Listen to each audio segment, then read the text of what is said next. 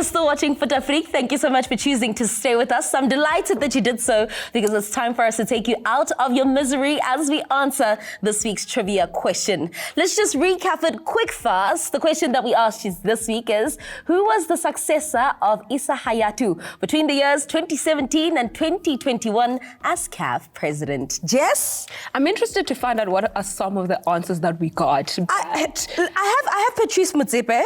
Okay. Someone here says, Sip. What? The former president. I'm probably not going to judge because I probably would have gotten it off, but let's just take people out of their misery. The correct answer is Ahmed of Madagascar. They tried, but that is the correct answer. Ahmed of Madagascar became the first COSAFA man, the first man from COSAFA to be the president of CAF. If you didn't know, well, now you know. Thank you so much for playing along with us. We'll do it again next week, but you know, every time you see Jess, it's time for us to talk about the beautiful game as far as it concerns women.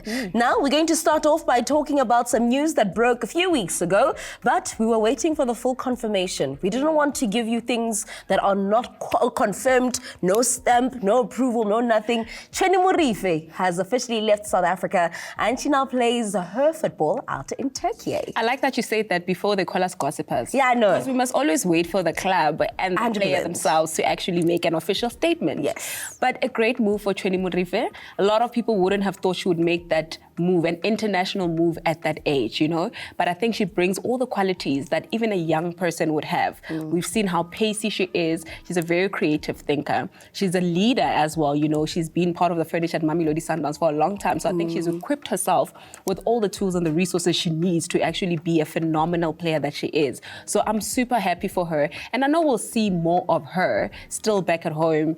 I think she will definitely come back to Mamelodi Sundowns and we'll still be screaming "Ko Stadium, Morifi, don't run."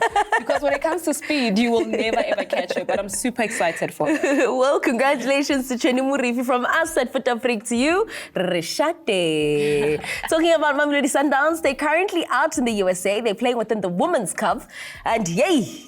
But you want to chill with the big boys? You want a bamba.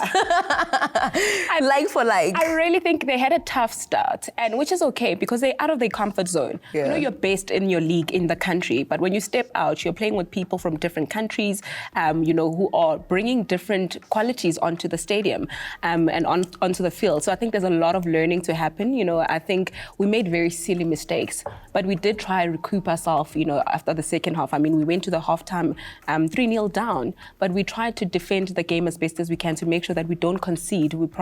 It's not a dignifying scoreline that we had. It's something we're not used to seeing. Exactly, from a Mamelodi Sundowns, you know, but I think Coach Jerry definitely is Umshayeli of that team, will definitely make the right, you know, homework to make sure that, you know, we play a best game. But it's good competition that we actually needed. I want to see more of these, you know, inter-club, international games. One thing that Coach Benjamin, I'll never forget, the coach of Namibia at COSAFA, he said we need more game time. And I think that is a sentiment that echoes across football in general. Give us more game time, give us more competitions, allow us to invest into the game so that we can produce fruits that really are tangible and we can see the development, right, and the growth of the beautiful game. But talking about that, let's go back to the Olympics that recently ended. Marta, a lot of people went to the stadium to go watch her. Of course, she was dashing in her red lipstick. She looked stunning, as always, in the yellow kit. But it wasn't to be because a gold medal is not what she got. When we say the universe is not aligning, this is a reference. Get exhibit A of what we are talking about. It's so sad. And then we say, what, everything happens the way in which it's supposed to?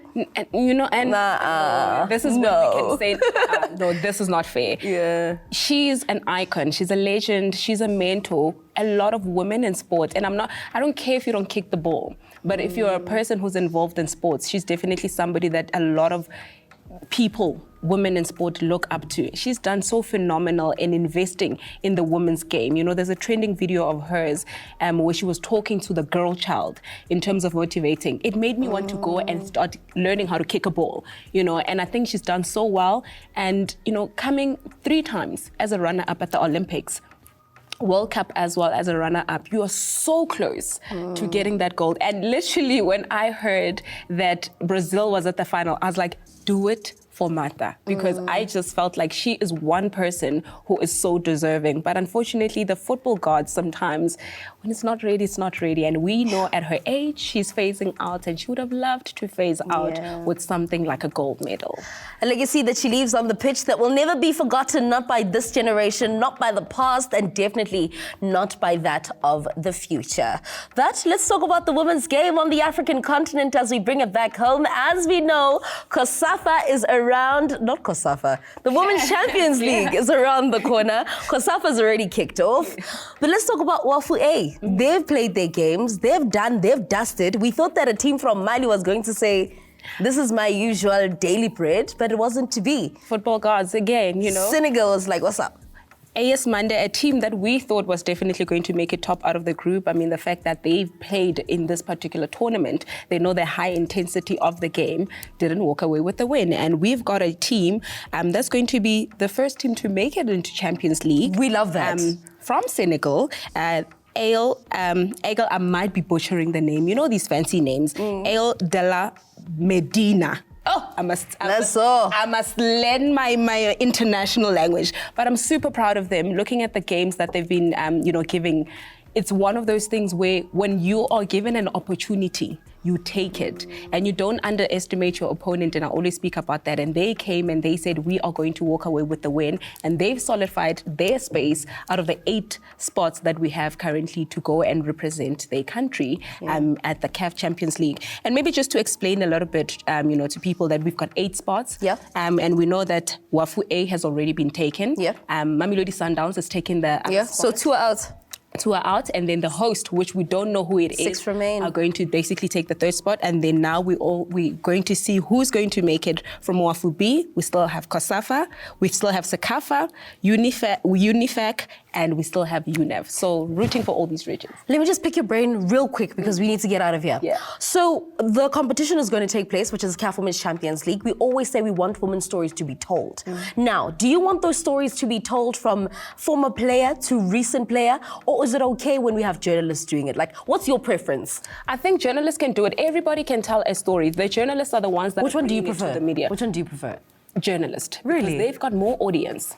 Okay. Me, I want to see former players talking to the current players because that's when the players are actually really relaxed. Let's have and they want to open up the next one. Okay, sharp. And just like that, we got to get out of here. Thank you so much for hanging out with us. That's another episode of Fut-Afrique, done, dusted, and in the bag. We'll do it again next week. Itimeleng Khosikhadia Khapanda is my name. Jessica Vukamo Sonkomo is her name. Adelani Limoni. Let's have next week. Bye-bye.